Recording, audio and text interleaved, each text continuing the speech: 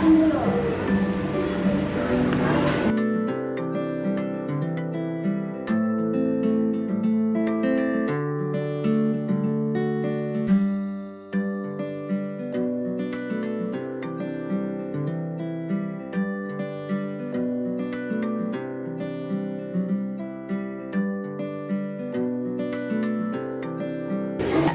Baik anak-anak, tadi kita sudah menyepakati bersama-sama.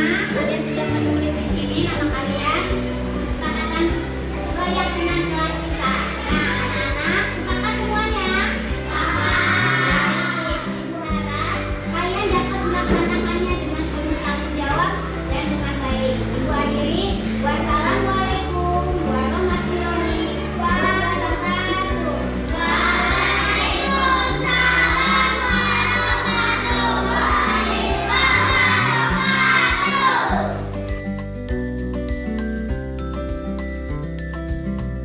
Assalamualaikum warahmatullahi wabarakatuh. Perkenalkan, nama saya Sultan dari kelas 2C.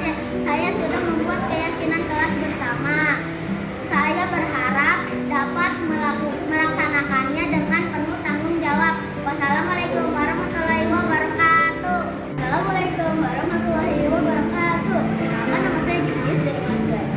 Tadi saya dan teman-teman sudah membuat keyakinan kelas. Semoga saya dan teman-teman bisa melaksanakannya dengan baik. Terima kasih. Assalamualaikum warahmatullahi wabarakatuh.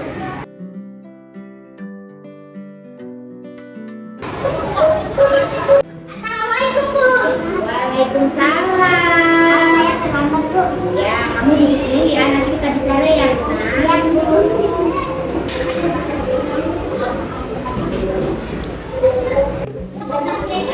Kenapa kamu tadi datang terlambat?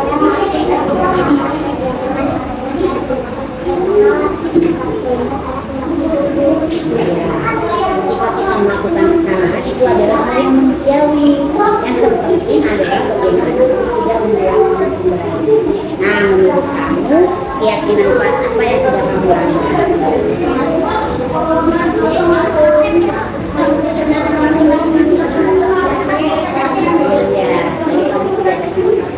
Ya kan? Nah, selanjutnya apa yang kamu lakukan agar kamu tidak terlambat lagi?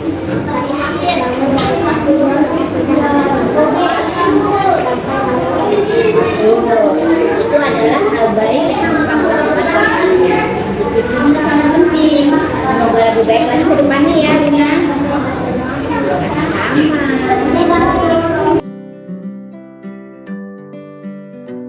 Pak, nanti ibu dapat laporan dari teman-teman kamu kalau kamu belum makan naskah. Ya, Bu, aku saya terpadu. Selamat. Saya harus cetek pekerjaan saya, Bu. Bukan hanya PR, tapi juga tugas juga, Bu. Oh, begitu. Wajarlah kalau kamu marah. Mungkin yang kamu lakukan itu karena kamu tidak merasa senang dan kamu dibayar oleh kamu. Tadi apa yang kamu lakukan? Saya benar-benar mengaku siap, Bu. Itu mengajarlah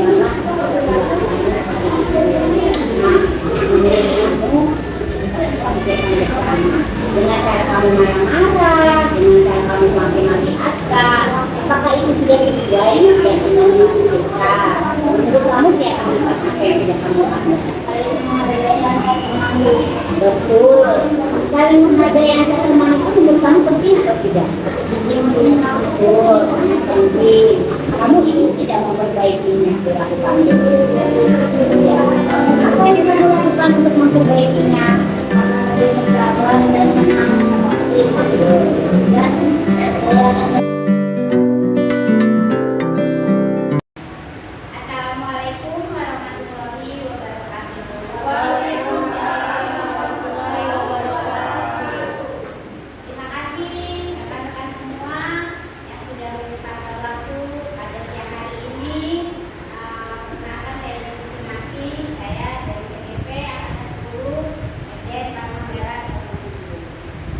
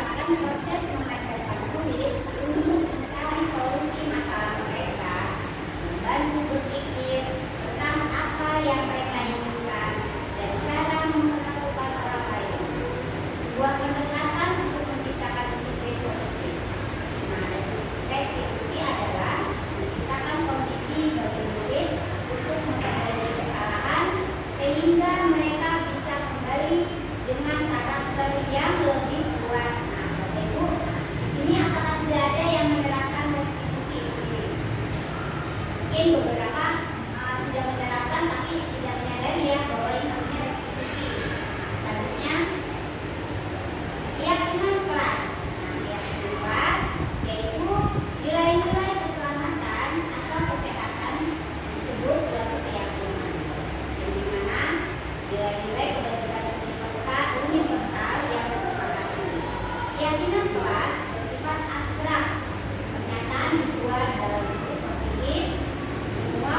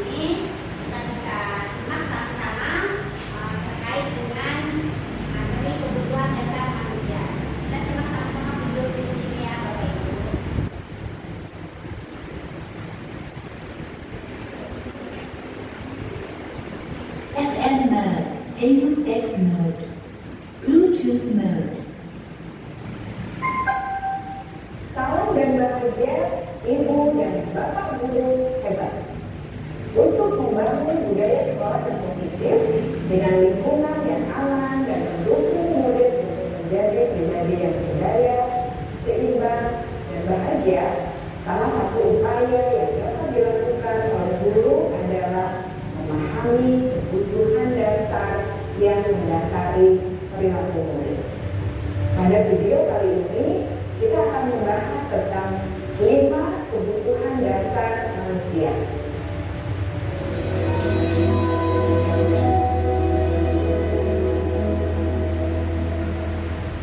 Ki Hajar Dewantara dalam salah satu kutipannya menyatakan, kita ambil contoh perbandingannya dengan hidup tumbuh-tumbuhan. Seorang petani dalam hakikatnya sama kewajibannya dengan seorang pendidik yang menanam padi misalnya.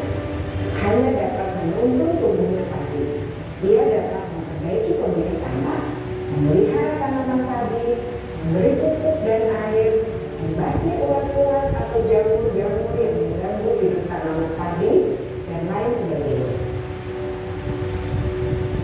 Ketika guru memahami kebutuhan apa yang mendasari perilaku murid, dan guru berusaha menuntun dan mendukung murid dalam memenuhi kebutuhannya secara positif, pada hakikatnya guru tersebut ibarat seorang petani yang sedang berusaha memahami kebutuhan masing-masing tanaman, dan ia berusaha memenuhi kebutuhan tanaman tersebut agar dapat tumbuh dengan subur dan maksimal. Dr. William Glasser, seorang psikiater dari Amerika Serikat, menyatakan bahwa seluruh tindakan manusia memiliki tujuan tertentu, yaitu memenuhi kebutuhan dasarnya. Ketika kelima kebutuhan dasar telah terpenuhi secara memadai, maka murid akan tumbuh dengan seimbang dan bahagia. Sebaliknya, ketika kebutuhan dasar tidak terpenuhi dengan baik, maka seseorang akan mengalami emosi negatif, seperti bosan, sedih, dan kecewa. Bahkan mereka dapat melakukan perbuatan yang bertentangan dengan nilai-nilai kebajikan atau malah bertanggung. Dengan kata lain, perilaku buruk seseorang biasanya adalah respons dari kebutuhan yang tidak terpenuhi. Namun, mereka tidak tahu cara untuk mengendalikannya. Ada 5 kebutuhan dasar manusia menurut Dr. William Glasser, yaitu yang pertama, kebutuhan untuk bertahan hidup atau survival. Yang kedua, kebutuhan untuk merasa diterima atau love and belonging. Yang ketiga, kebutuhan akan kebebasan atau freedom. Yang keempat, kebutuhan akan kesenangan atau fun. Dan yang kelima, kebutuhan akan penguasaan atau power. Kebutuhan dasar yang pertama adalah kebutuhan yang bersifat fisiologis untuk bertahan hidup atau survival. Misalnya, kesehatan, rumah, dan makanan. Kebutuhan biologis sebagai bagian dari proses reproduksi termasuk kebutuhan untuk tetap bertahan hidup. Kebutuhan untuk merasa aman juga termasuk dalam kebutuhan ini.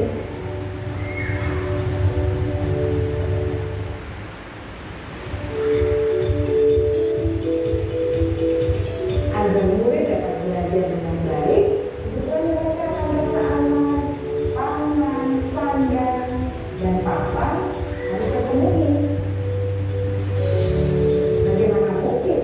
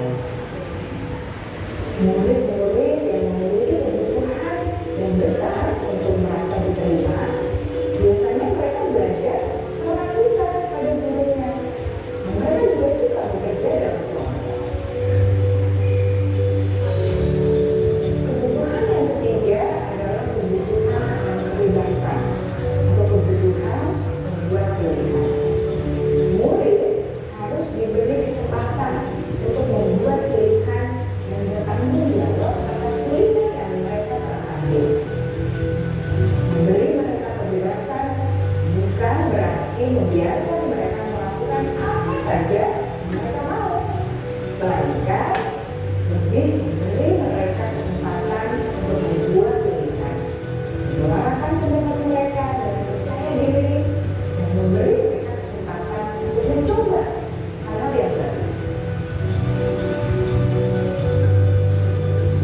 Pembelajaran dengan metode yang beragam dan menarik juga akan memenuhi kebutuhan murid tentang kebebasan ini.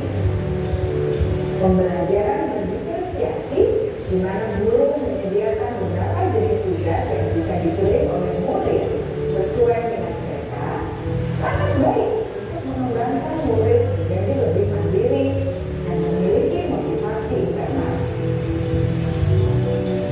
Karena kebutuhan akan kebebasan pada dasarnya adalah kebutuhan untuk mandiri, memiliki otonomi, memiliki pilihan, dan mampu mengendalikan arah hidupnya sendiri.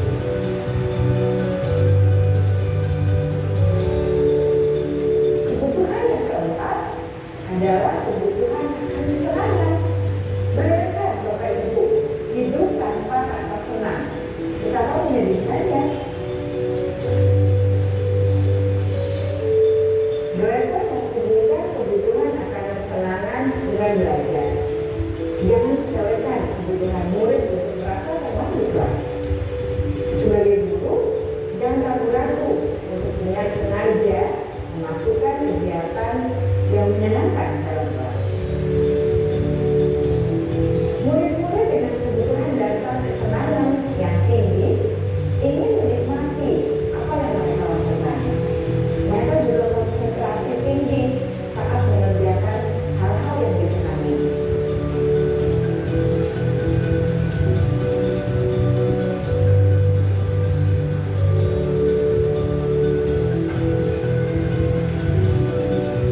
Kebutuhan yang kelima adalah kebutuhan akan penguasaan.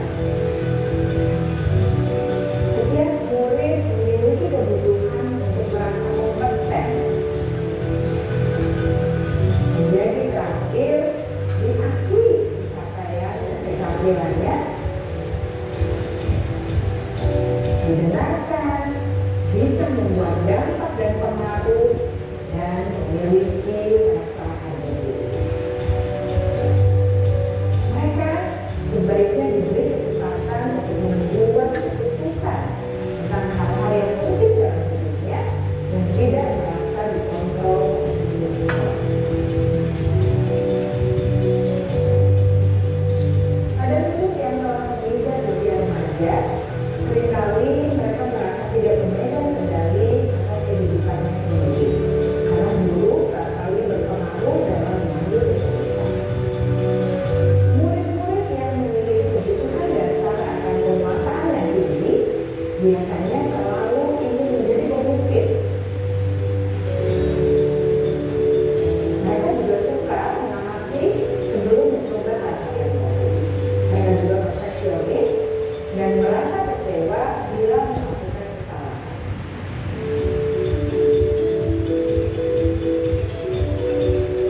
Ibu dan bapak guru sangatlah penting bagi kita untuk mengetahui kebutuhan dasar murid-murid agar kita memahami alasan dibalik sikap dan tingkah laku mereka. Bila murid berperilaku buruk atau melanggar peraturan sehingga tindakannya tidak sesuai dengan nilai-nilai pendidikan, maka guru harus mencari tahu alasan yang mendasari tindakan tersebut dan kebutuhan apa yang belum terpenuhi. Melalui percakapan dengan guru dalam pendekatan disiplin positif, murid dapat diajar untuk bersikap efektif dalam mengenali kebutuhan-kebutuhan yang berusaha mereka penuhi dan mendasari tindakan mereka. Jika guru mengabaikan perilaku murid-murid, maka perilaku tersebut akan berpengaruh pada suasana kelas yang kurang kondusif dan akan berpengaruh pada tujuan dari pendidikan itu sendiri. Ibu bapak guru hebat, mari kita menjadi guru yang lebih baik dengan memahami kebutuhan dasar murid-murid kita dan senantiasa membimbing mereka untuk menjadi pribadi yang berdaya, seimbang, dan bahagia. Salam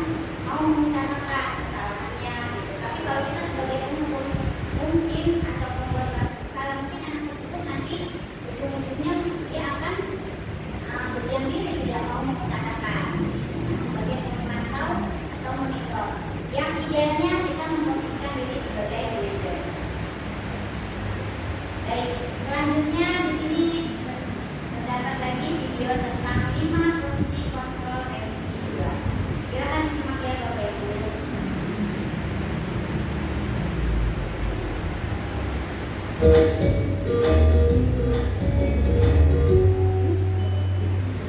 bahagia Ibu dan Bapak Guru hebat.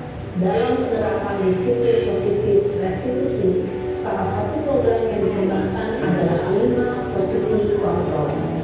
5 posisi kontrol dalam restitusi adalah proses perjalanan seorang pendidik agar dapat mengenali dirinya. Pada video kali ini, kita akan membahas tentang 5 posisi kontrol yang dikembangkan oleh Dayun Dosen dan contoh penerapannya.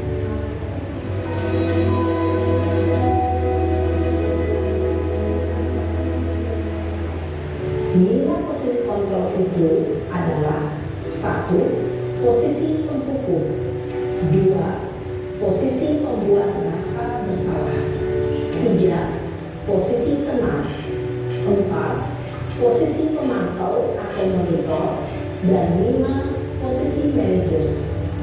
Untuk lebih memahami kelima posisi tersebut, mari kita saksikan kasus Naren yang terlambat hadir 20 menit di sekolah dan melihat bagaimana kelima posisi kontrol dalam menghadapi masalah tersebut.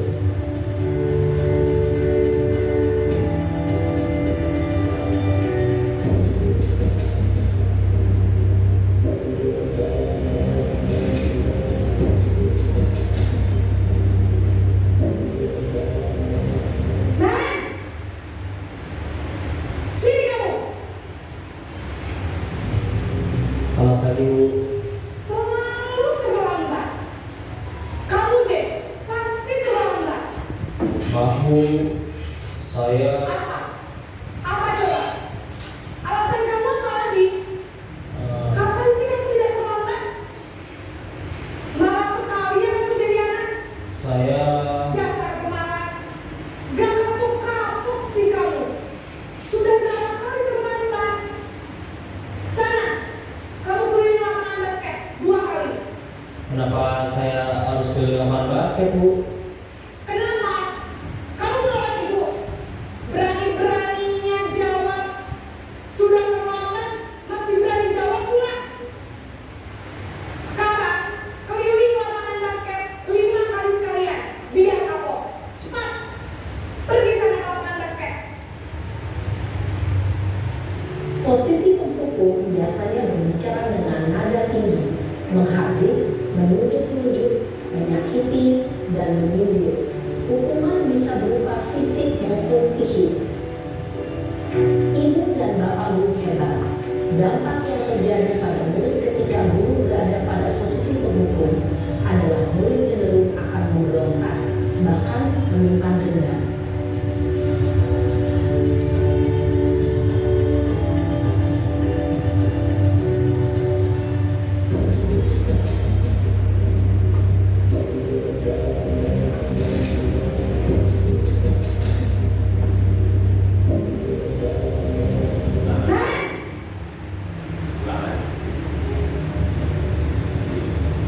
Selamat pagi, Bu. Naren, kamu kenapa terlambat lagi, nak? Ya Tuhan, Naren, kamu senang ya bikin ibu susah ya? Kalau kamu terlambat lagi, nanti ibu yang ditegur bapak kepala sekolah, nak. Disangka ibu tidak bisa membina kamu. Duh, gimana ini? Maaf, Bu. Duh, Gusti Naren, kamu suka ya kalau ibu tegur bapak kepala sekolah? Terus, sekarang ibu harus tulis apa ini di buku absen? Ini kamu sudah sering terlambat loh. Ibu harus apa coba? Maaf, Bu. Maaf sekali. Ya sudah, lain kali jangan bikin ibu susah lagi ya nak ya. Ibu tidak akan kuat lagi kalau kamu begini terus. Bisa jantungan kalau ibu tegur bapak kepala sekolah. Sana cepat kelas. Maaf ya, Bu. Maaf sekali. Posisi pembuat rasa bersalah berbicara dengan nada tenang, cenderung lembut. Namun kata-kata yang diutarakan membuat murid merasa menjadi orang yang gagal, memandang buruk dirinya sendiri, merasa tidak berharga, dan tidak sanggup membahagiakan orang lain. Ketika guru memanggil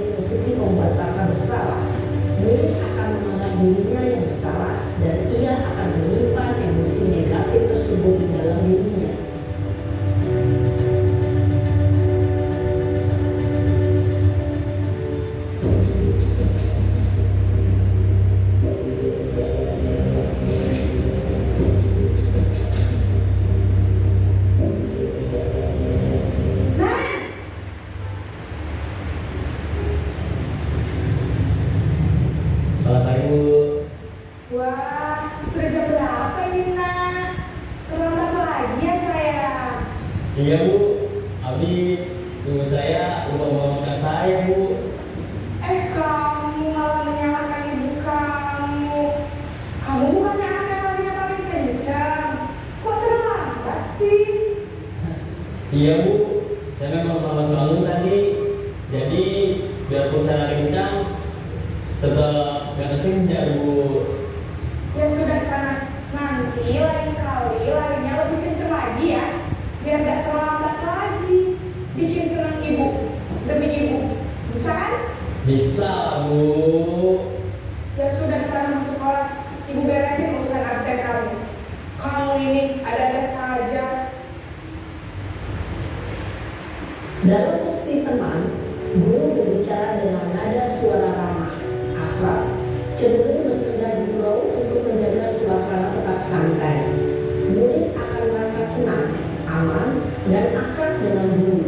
Identitas yang tercipta adalah identitas sukses atau berhasil. Namun, perlu diingat, karena ini masih dorongan eksternal, maka ada faktor ketergantungan dari murid kepada orang tertentu.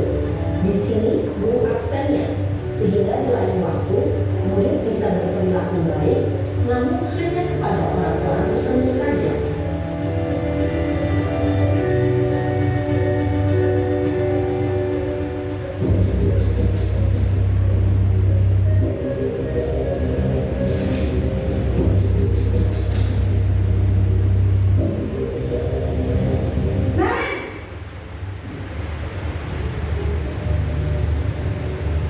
Selamat pagi, Bu. Naren, apa peraturan sekolah kita tentang jam berapa kita harus masuk sekolah, Nak? Kita harus di sekolah jam 7, Bu. Iya betul, sekarang sudah jam 7.20. Naren sudah tahu konsekuensinya jika terlambat hadir. Paham, Bu. Saya harus tinggal kelas pas jam istirahat selama 20 menit. Iya benar, konsekuensinya demikian. Jadi nanti jam 9.30 pas istirahat, kamu harus tinggal di kelas, kerjakan tugas tambahan untuk ketertinggalan kamu, ya? Baik, Bu. Posisi pemantau mengandalkan penghitungan atau data untuk mengontrol murid. Guru mengarahkan murid berdasarkan peraturan dan konsekuensi. Seorang pemantau menunjukkan bahasa tubuh dan ekspresi wajah yang datar dan cenderung formal.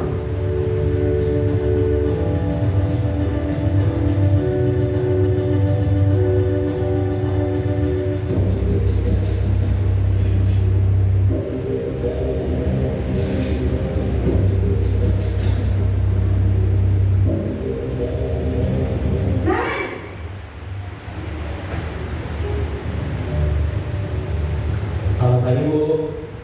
Selamat pagi, Naren. Maaf, Bu. Saya terlambat. Iya, sekolah masuknya jam 7, sekarang sudah jam 7.20. Jadi sekarang bagaimana ini, Naren? Maaf, Bu. Saya lupa setel alarm saya semalam. Baiklah, menurut kamu, keyakinan sekolah yang mana yang perlu kamu tingkatkan? Menghargai diri sendiri dan orang lain mungkin, ya, Bu. Setuju. Jadi, apakah Naren meyakini prinsip saling menghormati tersebut? Iya, Bu. Saya meyakininya. Apakah Naren bersedia memperbaiki masalah keterlambatan ini? Bersedia, Bu. Bagaimana kamu akan memperbaiki masalah keterlambatan ini? Saya akan coba untuk tidak lupa menyetel alarm saya, Bu. Baik, kalau Naren lupa menyetel alarm di rumah, ada orang yang kira-kira bisa bantu mengingatkan tidak? Ada, Bu. Kakak saya, Kak Emma. Ada lagi selain Kak Emma? Selain Kak Emma, ada ibu saya. Baik, jadi yang mengingatkan Naren adalah Kak Emma dan ibu kamu ya? Kira-kira akan mulai alarm kapan, Naren? Setelah pulang sekolah, akan segera saya lakukan. Baik, jadi Naren akan setel alarm untuk bangun besok pagi dan akan diingatkan oleh kakak dan ibu dan Naren ya. Ada lagi yang mungkin perlu dilakukan, Naren, agar tidak terlambat bangun lagi. Tidak ada, Bu. Baik, Naren, terima kasih untuk kerjasama kamu. Sekarang kamu perlu kembali ke kelas untuk belajar. Baik, Bu. Terima kasih. Posisi manajer adalah posisi kontrol yang disarankan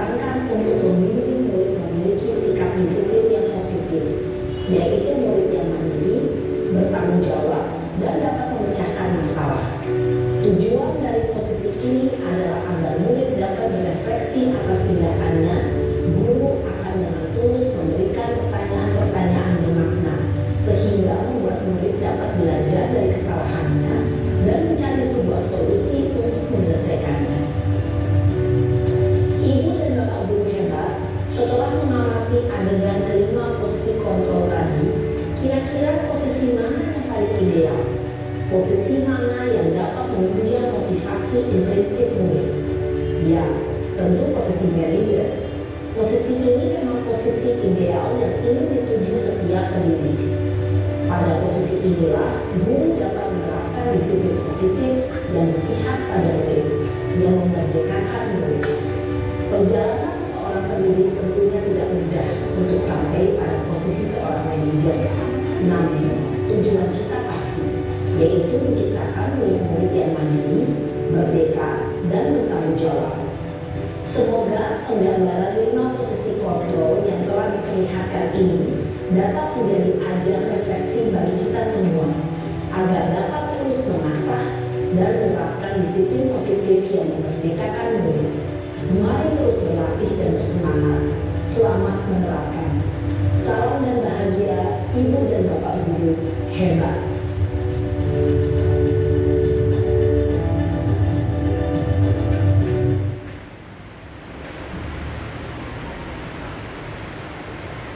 Baik Bapak Ibu, tadi kita sudah sama-sama melihat 5 posisi kontrol. Nah, selanjutnya adalah segitiga restitusi. Nah, segitiga restitusi ini tadi berkaitan dengan 5 posisi kontrol yang tadi kita sudah sama-sama ya, Bapak Ibu. Jadi posisi kontrol tadi itu berkaitan juga dengan segitiga restitusi.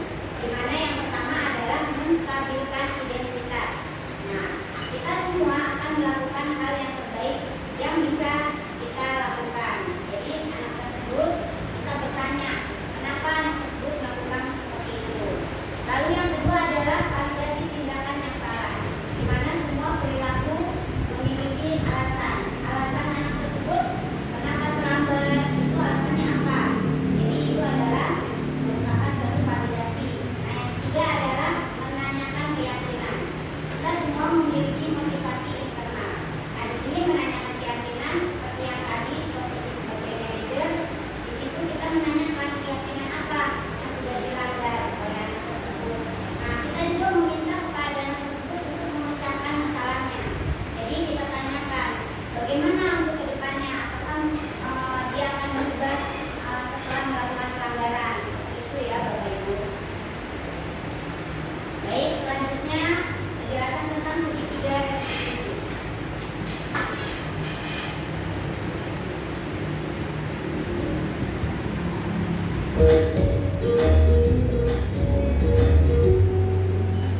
Salam dan bahagia, Ibu dan Bapak Guru hebat. Pada video kali ini kita akan membahas tentang salah satu program disiplin positif yang diterapkan di lingkungan sekolah yang dikenal dengan nama restitusi.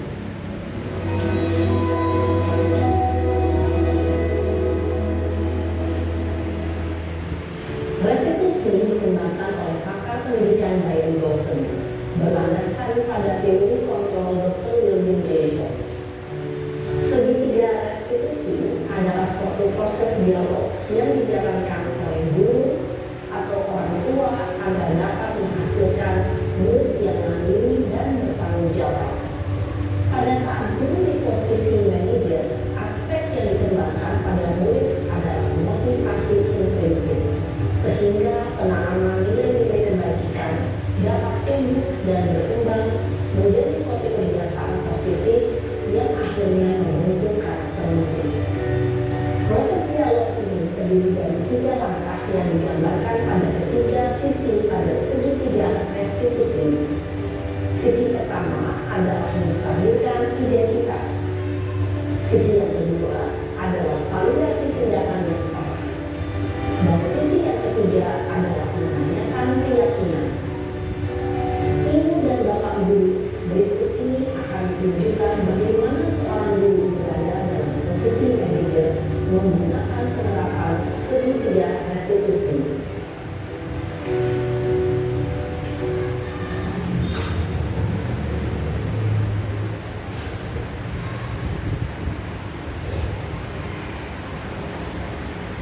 Siap, Siapa? sudah lama nggak ketemu sekarang? Kenapa hadir dari sini? Kesel Pak, kesel banget. Masa aku dikatain Prof. Hikmah Pak? Ya aku marah lah. Aku udah ditanya kan di depan kelas. Kesel banget. pasti kamu marah dan kesal. Bapak juga akan marah apabila ada yang menuduh Bapak seperti itu. Kemudian pada saat itu kamu melakukan apa? Ya saya memakai mereka Pak. Banget. Saya minta dia dan yang lain. Oh begitu. Pasti kamu melakukan seperti itu karena suatu alasan tertentu kan? Iya Pak, saya diam saja Pak. Ya saya bela diri lah. Masa saya ditulis Pak fitnah? Ya wajar lah. Mempertahankan harga diri itu sesuatu yang penting buat kamu. Untung kamu tidak bertindak lebih kegagalannya, hanya membentak-bentak. Iya Pak. Untung saya masih bersabar dan hanya membentak saja. Sudah gemes padahal saya pasti bela diri lah. Ya pasti ya. Tapi kamu memilih untuk tetap bertahan dan bersabar. Kamu memilih untuk tidak berbuat lebih parah lagi kan? Iya.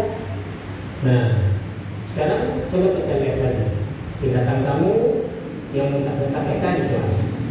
Tindakan kamu itu kira-kira sesuai dengan keyakinan kelas atau prinsip kamu tidak? Enggak Pak. Sampai Pak jadi marah. Jadi keyakinan atau prinsip mana yang kurang sesuai dengan keinginan kamu? Ya, saya sebenarnya sangat menghargai orang lain. Mungkin saat itu saya menjadi emosi, jadi tidak menunjukkan sikap itu. Kamu meyakini tidak? Menghargai orang lain itu penting buat kamu. Yakin lah Pak. Iya, setuju. Kita harus saling menghargai. Namun ada juga keyakinan yang kita sepakati yang perlu kita jalankan apabila kita sedang marah kan? Ya, saya bisa lebih proaktif, mulai dengan diri sendiri. Saya bisa jadi lebih bersabar, mengambil waktu juga untuk berpikir mau apa selanjutnya. Kira-kira kamu bersedia memperbaiki masalah ini tidak? Bersedia Pak. Kalau kamu memperbaiki masalah ini, kamu akan menjadi orang seperti apa? Saya akan menjadi orang yang bertanggung jawab kali ya Pak. Dan senantiasa proaktif. Iya, menurut kamu bagaimana rasanya menjadi orang seperti itu? Ya nyaman lah, bangga bisa bersabar dan menunggu. Baiklah kalau begitu. Yuk kita pikirkan bagaimana memperbaiki masalah ini.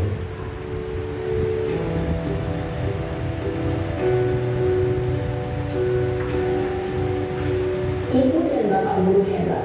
Baru saja kita menyaksikan contoh bagaimana seorang guru berada dalam posisi manajer menggunakan penerapan segitiga restitusi. Mari kita bahas satu persatu. Pada sisi pertama, menstabilkan identitas berdasarkan pada prinsip bahwa membuat kesalahan adalah bagian dari proses pembelajaran. Sisi pertama dari segitiga ini berperan menggeser identitas murid dari identitas gagal ke identitas sukses. Murid yang sedang melakukan hal yang tidak pantas atau menarik diri saat itu sedang mengalami identitas gagal. Bila kita melihatnya, maka posisinya tidak akan berubah. Kita bisa mengajukan pernyataan-pernyataan ini. 1. Membuat kesalahan sesuatu yang wajar. 2. Manusia tidak ada yang sempurna. 3. Kita bisa memperbaiki masalah ini.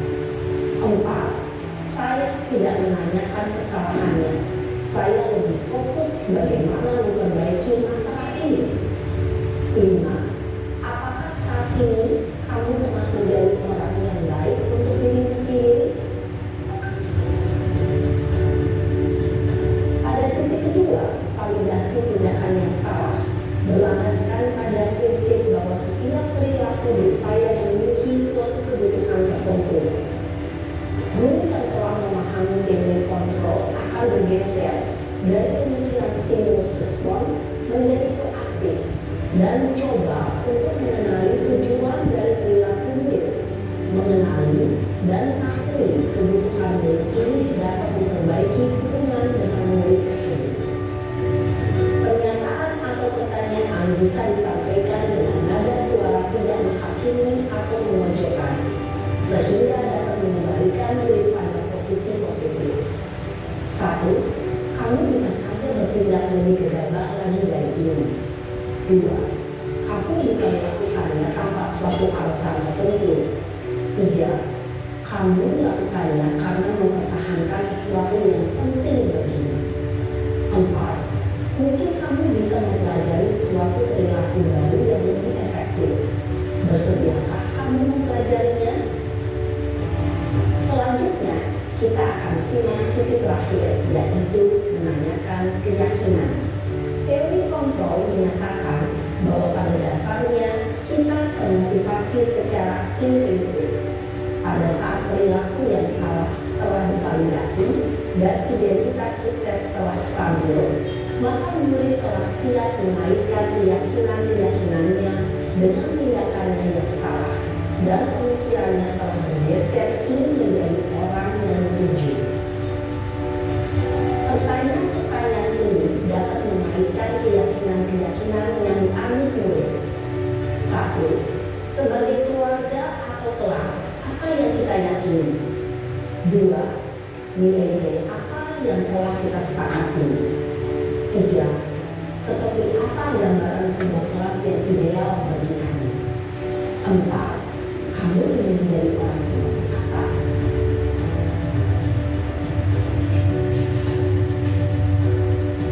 Dalam menerapkan segitiga restitusi, perlu diperhatikan beberapa hal, yaitu 1. Perilaku yang salah perlu dikaitkan dengan nilai-nilai atau keyakinan-keyakinan yang telah disepakati atau dituju. 2. Kesediaan orang yang melakukan kesalahan untuk memperbaiki masalah. 3. Pemecahan masalah sebisa mungkin relevan atau memiliki hubungan dengan masalah yang ada. 4. Usaha. Perlu adanya suatu usaha perbaikan dari pihak yang berbuat kesalahan. 5. Waktu. Perlu didedikasikan waktu dari pihak yang berbuat kesalahan. Tanyakan kapan akan mulai dilakukan usaha untuk memperbaiki masalah. Dengan memahami struktur penerapan segitiga restitusi, diharapkan guru dapat menerapkan posisinya sebagai manajer dengan mengajukan pertanyaan-pertanyaan bermakna yang dapat membuat murid menjadi lebih percaya diri, bertanggung jawab, dan mandiri. Nah, ibu bapak guru perlu tidaknya mengikuti ketiga tahapan dalam segitiga restitusi bergantung pada ringan beratnya suatu permasalahan. Misalnya, bila permasalahan tersebut ringan, maka tidak perlu dijalankan secara berurutan. Bahkan bisa semudah menanyakan apa keyakinan yang kita sepakati. Dengan menjalankan segitiga restitusi, dengan mengajukan pertanyaan-pertanyaan bermakna, diharapkan murid menjadi lebih kuat secara pribadi, dapat membuka wawasan hidup agar dapat menyelesaikan permasalahannya sendiri, semakin percaya diri, mandiri, dan merdeka. Salam dan bahagia, ibu bapak guru hebat.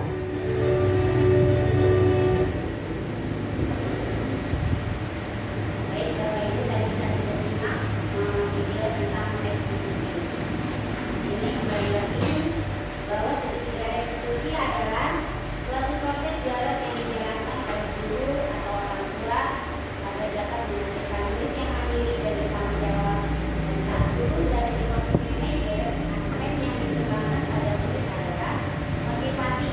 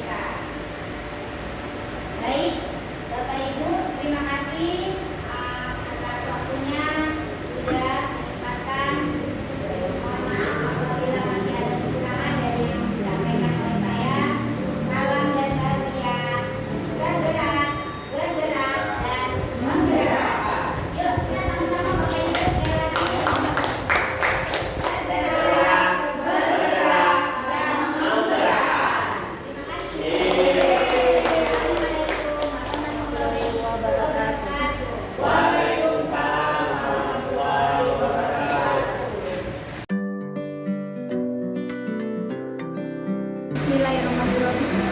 Assalamualaikum warahmatullahi wabarakatuh.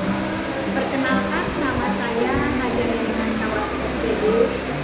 Saya rekan dari Ibu Cici Sunarsi CGP Angkatan 10 DKI Jakarta. Tak lupa saya mengucapkan selamat kepada Bu Cici Sunarsi yang telah menyelesaikan aksi nyata budaya positif modul 1.4. Untuk itu, saya juga melihat beliau sebagai pribadi yang baik, sopan, santun, menyenangkan, juga cantik dan percaya diri. Nah, budaya positif yang dibuat oleh Bu Cici Sunarsi sangat berdampak positif bagi murid-murid. Untuk itu, saya berharap ke depannya Bu Cici Sunarsi dapat melanjutkan budaya positif dengan baik dan sukses dalam pendidikan guru penggerak. Terima kasih. Wassalamualaikum warahmatullahi wabarakatuh. Halo, assalamualaikum warahmatullahi wabarakatuh. Perkenalkan, saya Yuni Utami selaku Wakil Kepala Sekolah Bidang Kurikulum dari SDN Pademangan Barat 07. Setelah mengikuti sesi diseminasi budaya positif yang diberikan oleh Ibu Cici Sunarsi SPD, alhamdulillah saya semakin mengerti bagaimana caranya menerapkan budaya positif di sekolah, terutama yang berdampak positif terhadap siswa-siswa saya. Pada acara diseminasi kemarin, Ibu Cici Sunarsi memberikan materi terkait budaya positif dengan begitu lugas, disertai dengan contoh-contoh, khususnya segitiga restitusi, sehingga kami semua bisa lebih mengerti dan memahami bagaimana mempraktekkan budaya positif di sekolah. Misalnya segitiga restitusi, keyakinan kelas, yang nantinya akan sangat bermanfaat bagi kami khususnya dalam menghadapi tahun ajaran baru, sehingga materi yang diberikan oleh Ibu Cici Sunarsi terus terang sangat kami butuhkan. Jadi terus melangkah Ibu Cici Sunarsi, semoga sukses dalam pendidikan guru penggeraknya dan ikut sukses memajukan pendidikan di Indonesia. Terima kasih. Wassalamualaikum warahmatullahi wabarakatuh.